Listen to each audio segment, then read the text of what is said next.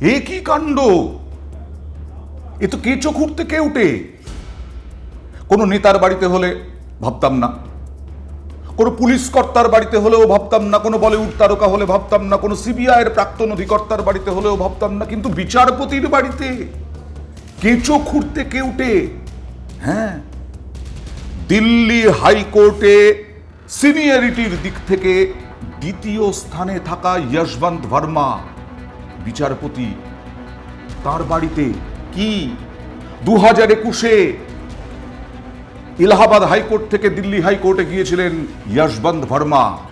কত সিনিয়র আইনজীবী, কত সিনিয়র বিচারপতি, তার বাড়িতে টাকার পাহাড়, 15 কোটি টাকা নগদ কিভাবে পাওয়া গেল?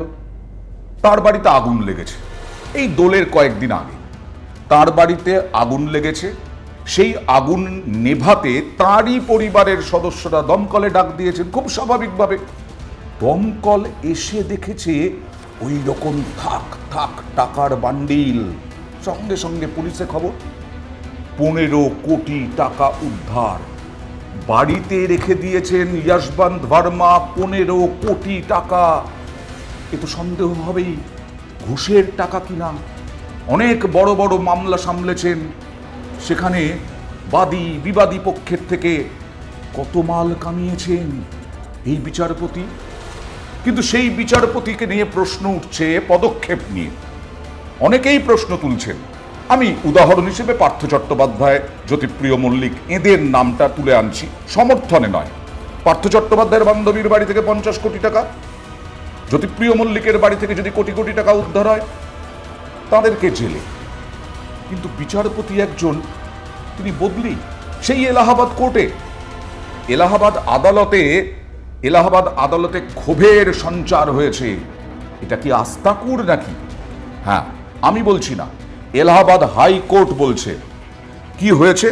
এই যখন 15 কোটি টাকা হিসেব বহির্ভূত কোটি কোটি টাকা পাওয়া গেল, তখন সঞ্জীব খান্না প্রধান বিচারপতি, সুপ্রিম কোর্টের প্রধান বিচারপতি সঞ্জীব খান্না, তিনি কলেজিয়াম বসালেন।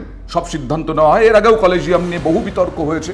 সেই কলেজিয়ামে বিচারপতিরা থাকেন, তাদের নিয়ে বৈঠক হয়। সেই বৈঠকে সিদ্ধান্ত হয় কি পদক্ষেপ করা হবে। সেই কলেজিয়াম থেকে সিদ্ধান্ত হয় এলাহাবাদ হাইকোর্টে বদলি করা হবে।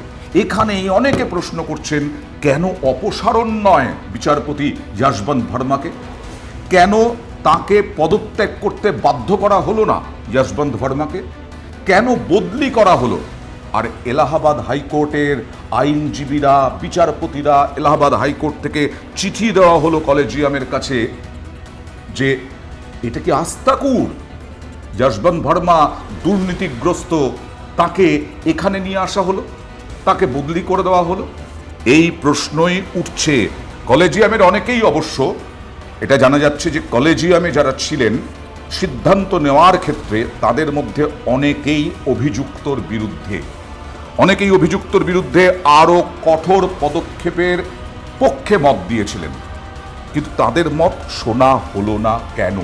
এই প্রশ্ন উঠছে। আমি একটু আপনাদের জন্য জানাই, সেটা হচ্ছে যে যদি শীর্ষ আদালত মনে করে যে কোনো হাইকোর্টের বিচারপতি কার্যকলাপ নিয়ে যদি প্রশ্ন ওঠে, তার বিরুদ্ধে কোনো অপরাধের অভিযোগ থাকে, সুপ্রিম কোর্টের প্রধান বিচারপতি হাইকোর্টের রিপোর্ট দেখার পর আগে অভিযুক্তর কাছ থেকে জবাব চাইবেন। এরকমটা নিয়ম আছে। জবাবে তিনি সন্তুষ্ট না হলে ওই বিচারপতির বিরুদ্ধে অন্তর্বর্তী তদন্ত কমিটি গঠন করবেন।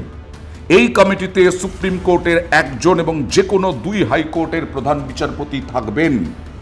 তাদের রিপোর্ট দেখে দেশের প্রধান বিচারপতি যদি মনে হয় শাস্তি দেওয়া উচিত,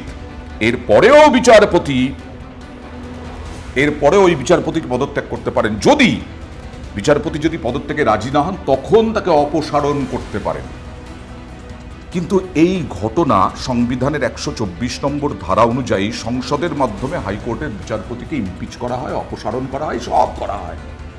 কিন্তু এখানেই প্রশ্ন, এই যে 2021 সাল থেকে দিল্লির দ্বিতীয় একজন সিনিয়রের দিক থেকে দ্বিতীয় একজন বিচারপতি যশবন্ত ভার্মা, যথেষ্ট ভারী নাম জানা যাচ্ছে, আইনজীবী মহলে, বিচারপতি মহলে। তার বাড়িতে 15 কোটি টাকা এলো কিভাবে, এবং সেটা দোল গেছে কবে? অনেক কয়েকদিন হয়ে গেল, 14 তারিখে দোল গেছে।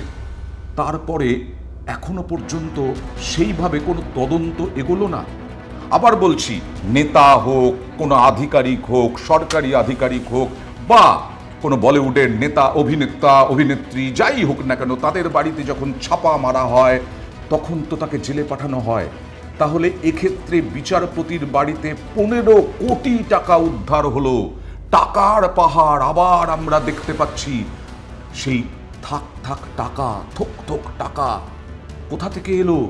কেন তদন্ত দ্রুত হবে না? এই প্রশ্নই করছেন অনেকেই, কারণ এখন তো দিনকাল অনেক বদলে গেছে। এখন তো বিচার প্রক্রিয়া অনেক দ্রুত গতিতে হয়। এই সব দুর্নীতির তদন্তে জেলের পর জেলে খাটতে হয়, দুর্নীতি করলে পরে বছরের পর বছর খাটতে হয় জেল। সেইখান থেকেই অনেকের প্রশ্ন। এবং দিল্লির প্রধান বিচারপতি, দিল্লি হাইকোর্টের প্রধান বিচারপতিও ঘটনায় রুষ্ট বলে জানা গেছে। যে এই ঘটনায় কেন বিচারপতি ডিকে উপাধ্যায়, প্রধান বিচারপতি ডিকে উপাধ্যায় দৃষ্টি আকর্ষণ করেন আদালতের বর্ষিয়ান আইনজীবীরা। এই ঘটনায় তারা স্তম্ভিত, হতাশ। অভিযুক্তর বিরুদ্ধে কঠোর পদক্ষেপ করা উচিত বলে জানান দিল্লি হাইকোর্টের আইনজীবীরা। এই প্রধান বিচারপতি, দিল্লি হাইকোর্টের প্রধান বিচারপতিও সায় দিয়েছেন। ইন্দিরা জয়সিং দাবি করেছেন কত টাকা উদ্ধার হলো, মানে বুঝতে পারছেন তো, আজকে খবরটা বেরোলো, আজকে খবরটার পর্দা ফাঁস হলো, এখনো পর্যন্ত ঠিকঠাক জানা গেল না যে কত কোটি টাকা উদ্ধার হলো। এখনো পর্যন্ত সোর্স মারফত, কিছু কিছু সোর্স মারফত জানা যাচ্ছে 15 কোটি টাকা।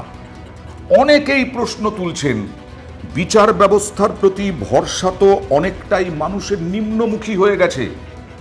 বিচারপতিকে কেনা যায়, কোর্টকে কেনা যায়, এরকমও মাঝে মধ্যেই অভিযোগ উঠেছে বারবার। হ্যাঁ, রাজনৈতিক নেতাদের পক্ষ থেকেই উঠেছে, কিন্তু উঠেছে তো তার মানে সুযোগটা দিয়েছে কোনো কোর্ট, সে সুপ্রিম কোর্ট হোক, হাইকোর্ট হোক। নেতাদের মুখ থেকেই আমরা বারবার শুনেছি। আমরা এ রাজ্যেও শাসক দলের নেতাদের কাছ থেকেও শুনেছি কোনো কোনো বিচারপতির বিরুদ্ধে কথা বলতে, এবং তিনি পক্ষপাতিত্ব করছেন। বিশেষ করে অভিজিৎ গঙ্গোপাধ্যায় বিচারপতি যখন, অবসরপ্রাপ্ত বিচারপতি যখন বিজেপির হয়ে দাঁড়িয়ে গেলেন ভোটের লড়াইয়ে, তখনই পক্ষপাতিত্বের অভিযোগ আরও বেশি করে উঠল। সেইখানে অনেকের প্রশ্ন যে কোনো তদন্ত কমিটি গঠন হলো না, শুধু বদলি করে দেওয়া হলো, কোনো শাস্তি পেলেন না এখনো পর্যন্ত। এবং বিচারপতির বাড়ি থেকে, এই দিল্লি থেকেই যিনি মুখ্যমন্ত্রী ছিলেন অরবিন্দ কেজরিওয়াল, তিনি তো রাজনৈতিক নেতা, তার বাড়ি শীষমহল, বারবার করে অভিযোগ করা হয়েছে। তার বাড়ি থেকে টাকা উদ্ধার হয়নি, কিন্তু কোটি কোটি টাকা দুর্নীতির অভিযোগ উঠেছে, তাকে তো জেল খাটতে হয়েছে। এই দিল্লিতেই অন্যরকম হচ্ছে না বিচার? এই প্রশ্নই তুলছেন অনেকে, যে বিচারপতির বাড়িতে 15 কোটি টাকা, যিনি বিচার দেবেন সাধারণ মানুষকে, যিনি সাধারণ মানুষের জন্য লড়াই করছেন, বিচারপতি,